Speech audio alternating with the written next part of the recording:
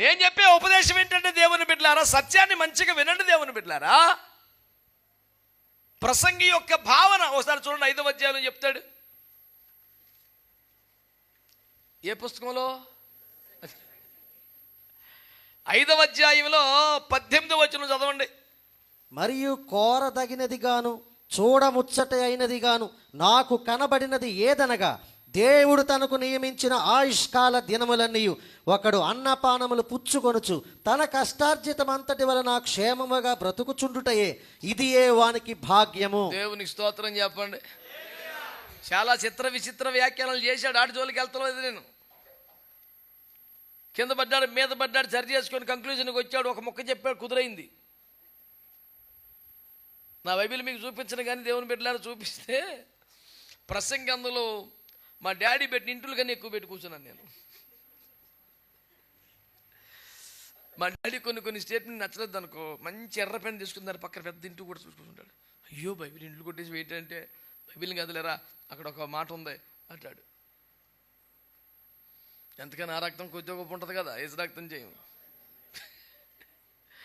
అందులో చాలా ఉంటాయి, ఇంటిలు కొట్టేసి కొన్నింటి గట్ట కొట్టే అవి తక్కువ ఉంటాయి ఆ పుస్తకంలో దాని వరకు.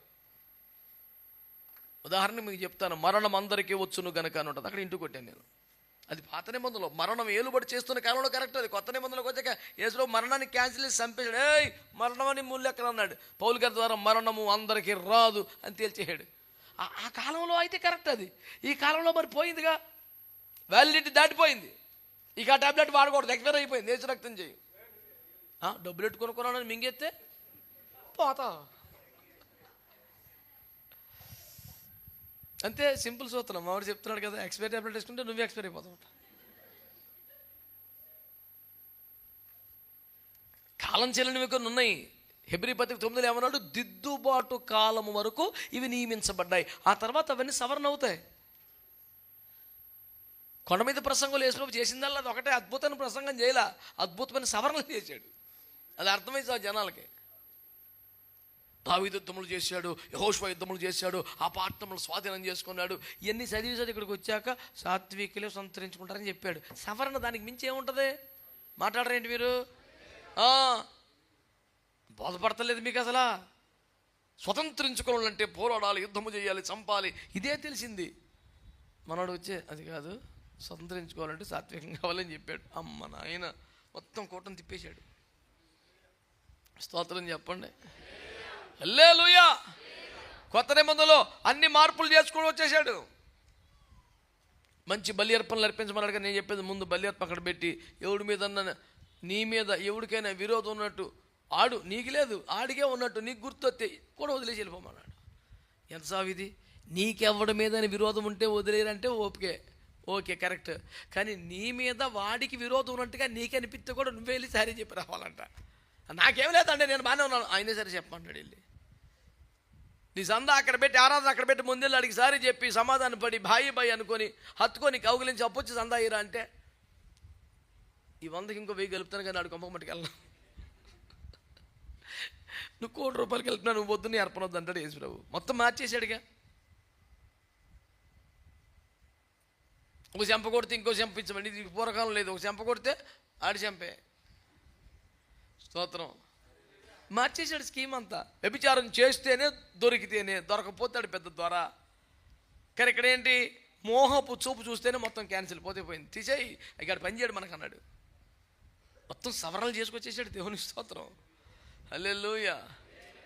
కాబట్టి దేవుని బిడ్డలారా, వాక్యంలో కొన్ని యథాతథంగా అప్లై చేసుకుంటా కవదు. దిద్దుబాటు జరుగు కాలమునకు ముందున్న వాటిని వాడేటప్పుడు ఇవి సవరణ చేశారా? యథాతథంగా వదిలేశాడు. కొన్ని వదిలేశాడు. ఏంటివి? నేను తప్ప వేరొక దేవుని అయ్యం మార్పులు లేవు, కొన్ని అట్టే ఉన్నాయి. అవి సవరణ చేశాడా, సవరణ చేయలేదా అన్న ప్రశ్న నీకు రావాలి. ఆ క్లారిటీగా. అలాగంటే మొత్తం బైబిల్ చదవాలి, అందుకే చెప్పేది. మరి అవి చాలా కష్టం కదా, అందుకే కుదురుగా రావాలా. సజ్జనుడు ఎవడో ఓపిక చెప్తాడు, నువ్వు చదవో. సజ్జనుడు చెప్తే ఆయన ఏమంటారు తెలుసు బైబిల్లో? సోమరట పాత్రలో చేయి ముంచుతాడట కానీ నోటి తాగుతాడు.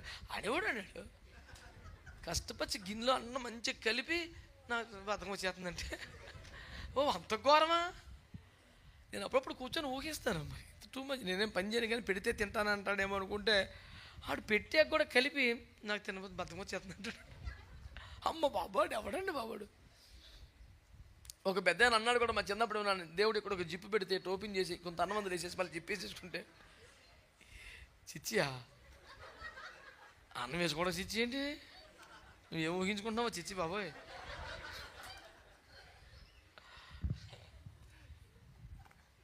మేము కేవలం అన్నం చుట్టూ తిరుగుతున్నాం, నువ్వు దూరం వెళ్ళబాకు. దేవునికి స్తోత్రం.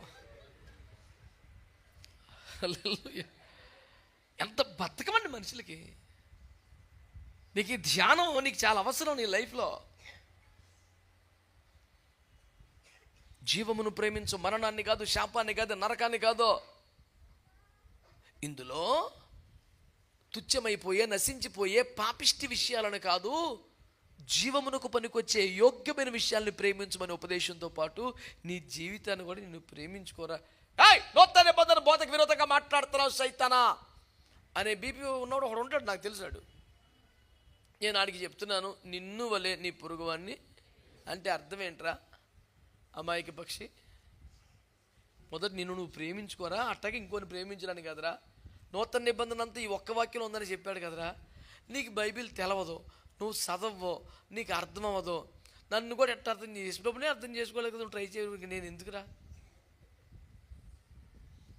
మరి ఇంతకు ఏం చెప్పదలుచుకున్నావు ధర్మశాయి? ఇంకా వేస్ట్. ఏమంటుంది వాక్యం? నిన్ను నీవు ప్రేమించుకున్నట్టు నీ పొరుగువాడిని. ఎవడో పొరుగువాడు అంటే ఎవడ ఆపదలు ఉంటే వాడే పొరుగువాడని కూడా ఎక్స్ప్లెయిన్ చేశాడు క్లియర్గా. మా ఇంటి పక్కన వాళ్ళకి మర్చిపోయి 1/2 కేజీ కూర కొని చెరుకు 1/2 కేజీ పంచుతాను, తెల్లరి పొద్దున్న కేజీ తెచ్చుకొని సైలెంట్ తినేస్తాను. అది కాదు కదా.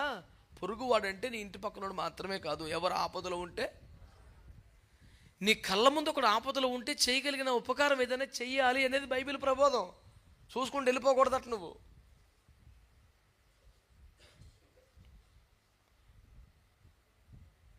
వాడికి ఏం చేయాలి? నువ్వు 200 రూపాయల డ్రింక్ తాగి ఆడికి పచ్చ మంచిని పోయొద్దు. నిన్ను నువ్వు ప్రేమించుకున్నట్టే అని ప్రేమించు. ఆ ఆపదే, ఆ యాక్సిడెంటే, ఆ కష్టమే నీకు వస్తే నువ్వు ఎట్ట చేసుకుంటావో ఆడికి అట్ట చేయమన్నాడు. నీకేమో బేబత్సమా, ఆడికేమో దారుణమా, అటు ఎట్ట కుదురుద్ది?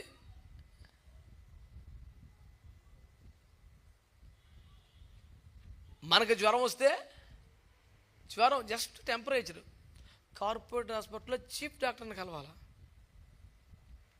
అవతలోడికి క్యాన్సర్ వచ్చి చావు బతుకులు ఉంటే కూడా ధర్మాసుపత్రికి వెళ్ళు, బాగా చూస్తారు. ఎందుకని? సలహా ఉచితం కదా. నేను అంటున్నాను, నీకు ఎక్కువ ప్రేమ లేకపోతే దయచేసి మౌనంగా ఉండి సలహా ఇవ్వకే, ఆడికి బాధ ఎక్కువైపోద్ది. ఇంకా చలితో వణికిపోతున్నప్పుడు దుప్పటి కప్పు కానీ చలి కాచుకో, అట్టట్టు చెప్పకు, సూర్యాకారం పోసినట్టు ఉంటుంది జాగ్రత్త అని చెప్పాడు యాకోబు పత్రికలో. బాధలో ఉన్నవాడికి సలహా ఇవ్వకూడదు, సాయం చేయాలి, లేదా నోరు మూసుకొని ఉండాలి. భాష కంచెంగా ఉంటే భరించండి ఈ పూటకి. అది బాధ అట్టు ఉంటుంది, మరి నీకు అనుభూతి తెలుస్తుంది. అది మంచి కష్టంలో అల్లాడిపోతూ ఉంటావు అంటే ఏంటి ప్రాబ్లం, అందుకే జాగ్రత్తగా ఉండాలి, కొంచెం కుదురుగా ఉండు. ఇలా చెప్తాడు, ఎట్లా ఉంటుంది తెలుసా, కొంచెం తగ్గని ఈ జబ్బు చెప్తాను, ఈ సంగతి రక్తమే జయం. నాకు పెద్ద ఆరోగ్యం, దీర్ఘాయుషు లేకపోయినా నీకు బుద్ధి చెప్పేపాటి బలం వచ్చిన చాలు అనిపిస్తాడికి. కష్టంలో నన్ను ఎప్పుడు ఎటకారం చేయకు, ఏడిపించుకో. పనికి మాలిన బోధ సలహాలు ఇవ్వకో. వాడికి ఏమైనా ఉపకారం చేస్తే చెల్లితే నోరు ముచ్చుకొని నీ దారిని వెళ్ళిపో. నువ్వు వెళ్ళిపోయినందుకు కూడా దేవుని స్తోత్రం చెప్తాడు. అమ్మయ్య ఒక సోదరుడు తొలగిపోయాడు అల్లు అనుకుంటాడు. లేదా నువ్వు పానకం పోసేంత కెపాసిటీ లేదా, నీళ్లు పోయి చాలు, కానీ సలహా ఇవ్వకో. ఇలాంటప్పుడు నీళ్ళు తాగాలి అని చెప్పకూడదు, నీళ్ళు ఇవ్వాలి.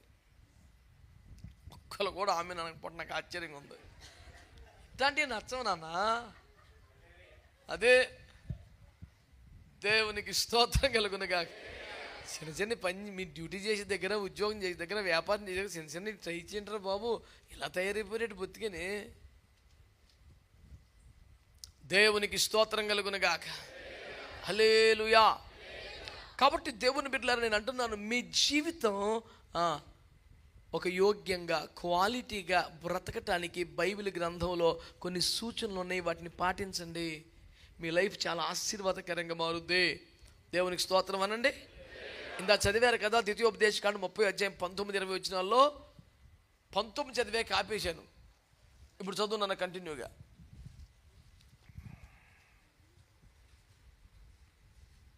నీ పితరులైన అబ్రహాము, ఇస్సాకు, యాకోబులకు ఆయన ప్రమాణము చేసిన దేశములో మీరు నివసించున్నట్లు యెహోవాయే నీ ప్రాణమునకును నీ దీర్ఘాయుష్కును మూలమై ఉన్నాడు. కాబట్టి నీవును నీ సంతానమును బ్రతుకుచు నీ ప్రాణమునకు మూలమైన నీ దేవుడైన యెహోవాను ప్రేమించి ఆయన వాక్యమును విని ఆయనను హత్తుకొనున్నట్లు జీవమును కోరుకునుడి. స్తోత్రం చెప్పండి. జీవమును కోరుకోవడం అంటే ఏంటో, జీవమును ప్రేమించడం ఏంటో 20 వచనాలు అద్భుతంగా ఎక్స్ప్లెయిన్ చేశాడు. మన బోధ ఏంటి ఈ పూట? Just love your life. సామెతల గ్రంథంలో ఒక అద్భుతమైన సిద్ధాంతం ఉంటుంది. సామెతల గ్రంథంలో ఏంటి తెలిసిన? దయగలవాడు తనకే మేలు చేసుకును. ఇది చాలా ఇబ్బందిగా ఉంటుంది. It sounds something difference. ఎందుకు చెప్పనా? దయగలవాడు ఇతరులకు మేలు చేయను అనిపిస్తుంది మనకి. స్వార్థపరుడు తనకే మేలు చేసుకును అనేది కరెక్ట్ అనిపిస్తుంది. కానీ అక్కడ ఉన్నది దయగలవాడు తనకే మేలు చేసుకును అంటే అర్థం తనకే అంటే ఆత్మకి అని. అక్కడ నేను అనేది ఆత్మ కదా, శరీరం కాదు. అంటే నీకేమైనా దయా కనికరం ఉంటే నీ ఆత్మ నరకంలోకి వెళ్ళకుండా చూసుకోరా. నీ ఆత్మకి తిండెట్టు, వాక్యం పెట్టు. తిండి లేదు, వాక్యాన్ని ఆత్మని ఎండగట్టి శరీరాన్ని మాత్రం 3 పూటలు 1 పూట గ్యారెంటీ ఉండాలి సార్, లేకపోతే నాకు ఏంటి అది? దేవుని స్తోత్రం. జీవరాశి.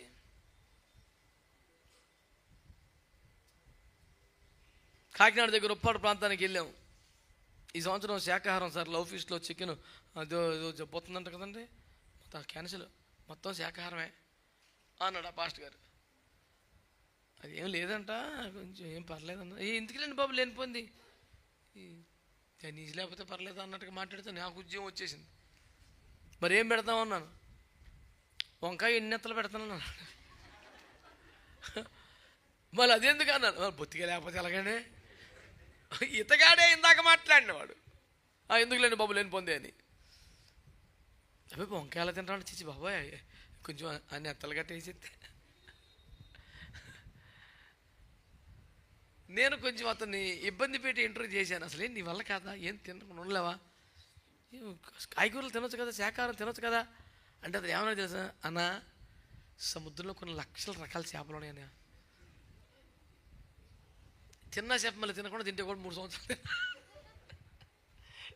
3-4 సంవత్సరాలు తినొచ్చు అన్న. ఇవన్నీ ఇంకెప్పటికి వెళ్తామన్నా వంకాయల దగ్గరికి, బెండకాయల దగ్గరికి. రోజుకు ఒక విశ్వాసం ఏదో చేప తిస్తున్నాడన్న దేవుని కృపలో. అయితే రేపు ఇంకో చేప వస్తుందన్న, ఎల్లుండి ఇంకో చేప వస్తుందన్న. ఆ పేర్లు చదివేస్తున్నాడు. ఆ చర్చగా ఇన్ని చేపలు ఉన్నాయి, నాకు ఆశ్చర్యం వేసింది. ఒక భయంకరమైన చేప పేరు చెప్పాడు నాకు. విపరీతమైన ముళ్ళ కంప ఉంటుందని చెప్పాడు. ఎందుకంటే గొప్ప రుచి అన్న. ఆ ముళ్ళ కంప ఎందుకు అంతగా ఓపిక తినాలి మరి రుచి. యెహోవా గ్రంథం ఓపిక చదువుకోరా, అంతకని రుచి. అబ్బా నీతో ఇదే సాగు వచ్చింది నాకు. ఎంతసేపు లోకల్గా తిరుగుతుంది సార్ బండి, యువతలకు రాట్ల క్యాండిడేట్.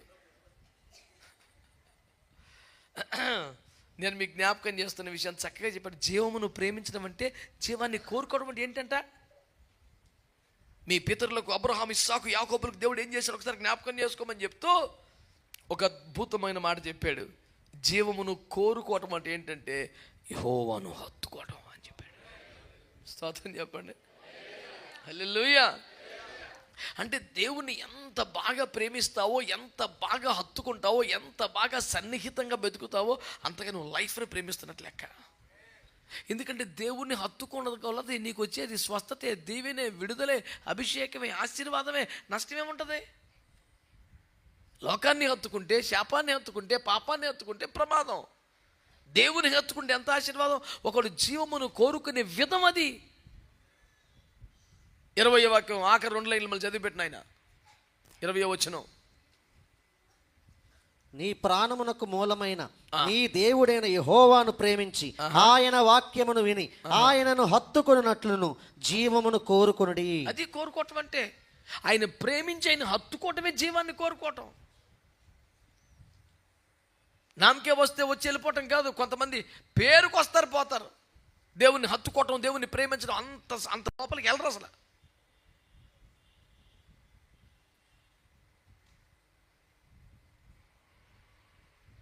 ఏదో అంగన్వాడీ స్కూల్కి ఆదరేసుకుంటూ ఉప్మా పిండి వద్దన్నట్టు వెనకాల కూర్చొని పిండి తెచ్చేసుకున్నట్టు ఉండకూడదు భక్తి. వాళ్ళు చెప్పే సూచనలు, హెచ్చరికలు ఏం వినరు. పిండి ఇచ్చి బాబు వెళ్ళిపోతాను. పిల్లలు ఎడుతున్నారు ఇంటి దగ్గర గుడ్లో. వాళ్ళ ఇష్టం ఒక్కటి కూడా మర్చిపోరు. ఏమేమి రావాలో చిక్కీ ఎత్తున్నారంట. చిక్కీ నాకు అందలేదు, నిన్న ఏమలేదు, మిగిలిపోతే ఇచ్చి పట్టిపోతాను. ఈ లిస్ట్ అంతా కొద్ది నేను చెప్పిన కొన్ని సూచనలు ఉన్నాయంటే మాకు చదువు లేదండి అవన్నీ మాకు తెలదు. మరి ఇది ఎట్ట మర్చిపోవాలి? ఈ మర్చిపోం. దేవునికి స్తోత్రం. జ్ఞానం లేకపోతే, జ్ఞాపశక్తి లేకపోతే ఇంత లిస్టు టీవీలో ఒకసారి నీ పేపర్లు ఎవడో చదువుతుంటే విని మొత్తం గుర్తుపెట్టుకున్నానికి ఎత్తున్నావు కదా. వాళ్ళు చెప్పిన అమ్మ ఇలా ఉండాలి, ఇలా వండాలి, ఇలా చేయ మాకు ఏడు తెలుసు అండి. మరి ఎడ్ చేయమంట ఇచ్చి వెళ్ళిపోతాను. నిన్న మొన్న మర్చిపోయి నీ పక్కింటి వాడి కూడా వసూలు చేసి వెళ్ళిపోతాం వరకు వచ్చు. జీవమును ప్రేమించడం అట్లా ఉండదో. దేవుణ్ణి హత్తుకోవాలా. ఆమేన్. అది జీవాన్ని కోరుకోవటం. అద్భుతమైన ముగింపు, మహిమగల ఉపదేశం పేతురు గారు ఈ విషయంలో చేశారు. ఆ మాటలు చదువుదాం. పేతురు మొదటి పత్రిక 3వ అధ్యాయం 10వ వచనం కంప్లీట్గా చదవండి. జీవమును ప్రేమించి మంచి దినములు చూడగోరువాడు చెడ్డదాని పలుకకుండా తన నాలుకను కపటపు మాటలు చెప్పకుండా తన పెదవులను కాచుకొనవలెను. చెప్పండి, ఏం కాచుకోవాలి? పెదవులను, నాలుకను కాచుకోవాలి. నీ నోరు కరెక్ట్గా కాపాడుకుంటే మంచి లైఫ్ ఉంటుందంట. సామెతలు 13 అంటాడు 2వ వచనంలో, నోరు కాపాడుకునేవాడు తనను కాపాడుకుంటాడు. ఒక్క నోరు నువ్వు కాపాడుకుని లైఫ్ మొత్తం కాపాడబడుతుంది.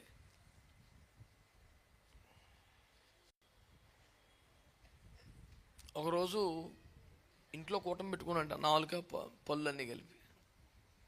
నువ్వు పద్దాక మాకు అడ్డం వచ్చేస్తున్నావు, పద్దాక అడ్డం వచ్చేస్తున్నావు అని చెప్పేసి ఈ పళ్ళు 4 మాట్లాడుకుంటుంటే, పళ్ళు చెప్పాడు 4కి, నిన్ను అప్పుడప్పుడు కరిచేస్తున్నావు, కొరికేస్తున్నావు అంటున్నావు, కానీ నువ్వు తప్పుగా మాట్లాడితే మా పళ్ళు రాలిపోతున్నాయి. నువ్వు చేసిన తప్పుకి మేము నేల మీద పడుతున్నావు, కొంచెం జాగ్రత్తగా ఉండని చెప్పారంట. దేవునికి స్తోత్రం. ఒక్క పదం తప్పు దొరికిపోయిందనుకో మొత్తం అంతే. ఇంకా ఏరుకొని కడిగి గుర్తుగా పెట్టుకోవటం వేసేసాలో, ఇక పని చేయవు. అర్థమైందా? ఎవడైనా మంచి లైఫ్ ఎంజాయ్ చేయాలంటేనంట, చెప్పండి వాడు పెదవులు, అది అయిపోయింది కోటం, పెదవులు కాచుకోవాలి, నాలుకను కాచుకోవాలి. అట్లయితే లైఫ్ చాలా బాగుంటుంది. నెక్స్ట్ అదే వచనం కంటిన్యూ చేయటమే. అతడు కీడు నుండి తొలగి మేలు చేయవలెను. అది కీడు మానేయి.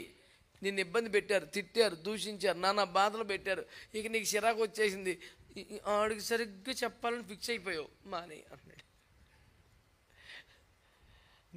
నిన్ను ఎంత ఇరిటేట్ చేయాలి అంత చేశాడు. ఇక నీకు పీక్స్ చివరికి వచ్చింది, ఇక సుఖం లేదని అస్తరాలను బయటికి తీసావు. ఇక రేపే అడిగి టార్గెట్ పెట్టావు, రేపు సాయంత్రం కల్లా భూస్థాపనే, అంత బేభత్సం సెట్ చేసావు. కనీసం అన్నాడు, వదిలే అన్నాడు. వదిలేస్తున్నా చాలా ఎక్కువ, వదిలేసి మేలు చేయమన్నాడు. నా వల్ల కాదు, దిస్ ఇస్ టూ మచ్. కీడు వదిలేసే అంటమే, ఆడిని అసలు కొట్టకుండా వదిలేస్తమే ₹1,00,000 ఇచ్చినట్టు. ఇంకేంటి భోజనం పెట్టమన్నావు, మళ్ళీ చేయాలంట. కీడు మానేసి మేలు చేయాలి. దేనికి? మంచి లైఫ్ కావాలంటే నోరు 4 పెదవులు 4 కాపాడుకో. రెండోది కీడు మానేసి మేలు. ఇంకోటి ఉంది చిన్న మొక్క, చదువు. సమాధానమును వెదకి దాని వెంటాడవలెను. ఇది మరీ కష్టం. సమాధానమును కోరుకోమంటే ఈజీయే, సమాధానానికి నువ్వు చేయి చాపంటే ఈజీయే. రమ్మనండి, నాకేం లేదు, మేము రండి, మాకేం కడుపులో కోపాలు పెట్టుకొని అట్టకేం లేదు, మేము రమ్మను. ఇదే సౌండ్ ఆడు కూడా చెప్తాడు. మనం వెళ్తే రమ్మనండి, ఈడు రాడు ఆడు రాడు, మధ్యవర్తికి మనం తిరగటమే. నాకేం లేదన్నా, రమ్మను, భోజనం చేద్దాం, అయిపోతే సమాధానం అంటాడు. ఆడి దగ్గర సేమ్ అంటాడు ఆడు, ఈడు రాడు ఆడు రాడు, మనమే తిరుగుతుంటాం వాడికిడికి మధ్యలో సమాధానకర్త పాత్ర పోషించి. ప్రభు అన్నాడు, ఇలాంటి దొంగ మాటలు వద్దు నాన్న, సమాధానం వెతకి దానిని. వెతకి అంటే ఏంటి? సమాధానం అనే వస్తువు కాదు, పదార్థం కాదు, విషయం కాదు. వెతకటం అంటే ఏం వాగినందుకు సమాధానం పోయింది, ఏమి చేసినందుకు సమాధానం పోయింది, అది ఎత్తుకు ఫస్ట్. ఇప్పుడు మళ్ళీ ఏం చేస్తే చల్లబడద్ది, అది ఎత్తుకు. అది సమాధానం వెతకడం అంటే. సమాధానం వెతకడం అంటే ఏంటంటే నువ్వు ఏం మాట్లాడినందుకు మీ ఇద్దరి మధ్యలో సమాధానం పోయింది, ఏం చేసినందుకు పోయింది. డబ్బులు తీసుకొని ఎగ్గొట్టావా, పిచ్చివాగుడు వాగావా, వీళ్ళ గురించిన మాటలు వేరే ఒకరి దగ్గర చెప్పావా, ఏదో పనికి మళ్ళీ పని చేస్తే కదా తేడా వచ్చింది. అదేంటో వెతుకు ఫస్ట్. వెతికి దాన్ని వెంటాడాలి, ఆ సమస్యను దాని సంగతులు చేసి రక్తమే చేయం, సమాధానం కోసం ప్రయాసపడాలి. సింపుల్గా మొదలెడదాం. ఇంట్లో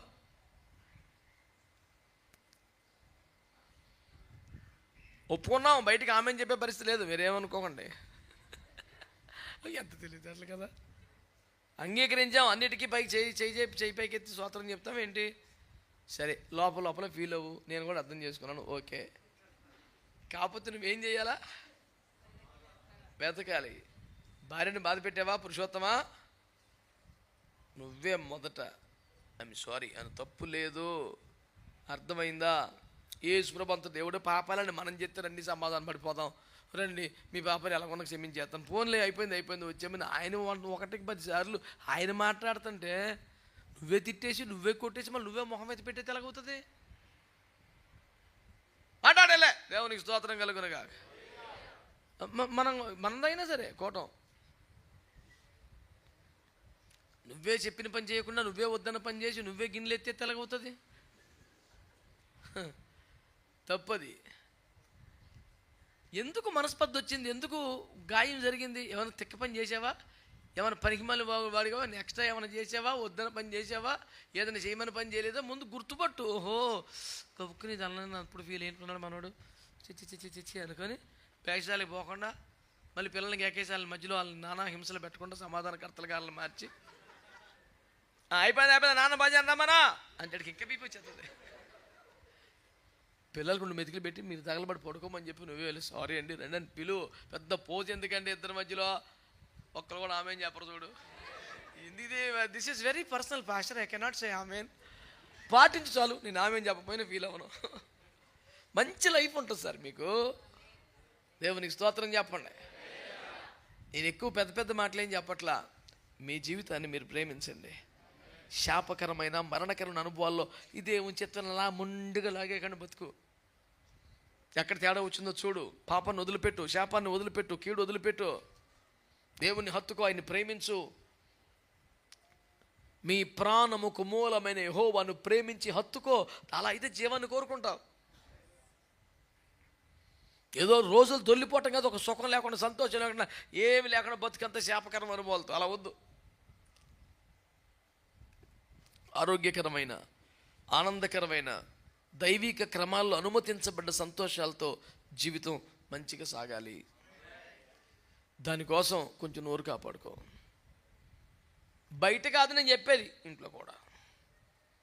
బయట నీ అంత మర్యాదస్తులు అసలు భూమి మీద ఎవరూ లేరు. ఇంట్లోకి వస్తే నీ అంత చెలరగిపోయే వ్యక్తులు కూడా ఎవరు లేరు. డ్యూటీ అందరితోనూ హలో గుడ్ మార్నింగ్ ఎలా ఉన్నారండి, చాలా బాగున్నామండి, వాళ్ళు మామూలుగా నువ్వు నవ్వేయటమే. ఇంత టన్నుల కొద్దీ నవ్వు ఒక 10 గ్రాములు మిగిల్చుకోవచ్చు ఒక కొంపకే.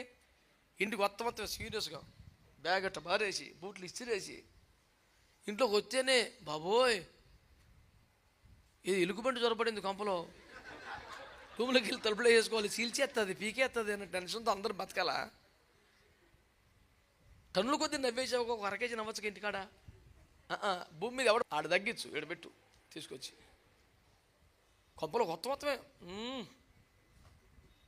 మనం కొంపలోకి వచ్చామంటే ఇల్లు వాతావరణం ఆహ్లాదంగా మారిపోవాలి. అప్పుడు దాకా సీరియస్గా ఉన్నాడు, డల్గా ఉన్నాడు, ఒక మూలపడి ఉన్నాడు, 5 నిమిషాలు రీఛార్జ్ అయిపోవాలి ఒక్కొక్కడు. అలా బతకాలి వాతావరణం. ఇప్పుడు నువ్వు వచ్చావంటే అయ్యి బాబోయ్ వచ్చేసాడు బాబోయ్, అది వెంటనే మోకరించి ప్రార్థన చేస్తాను, నువ్వు నాకు భయపడకున్నావు కాదు అని తీసుకెళ్ళిపో ప్రభు అని ప్రార్థన చేస్తున్నాడు. ఏదో పని మీద మళ్ళీ తీసుకెళ్ళిపో బాబా వచ్చిన కానీ టెన్షన్ వచ్చేస్తుంది తండ్రి. నువ్వు సాధించింది ఇది ఇన్ని సంవత్సరాలకి. జీవం నువ్వు ప్రేమించు, నోరు కంట్రోల్ చేసుకో, కీడు మానేసి మేలు చేయి, సమాధానాన్ని వెతికి వెంటాడు. సమృద్ధి జీవాన్ని ఆనందంగా ఆహ్లాదంగా ఆస్వాదించండి. దేవుడు మంచి జీవితం మీ అందరికీ దయచేయను గాక.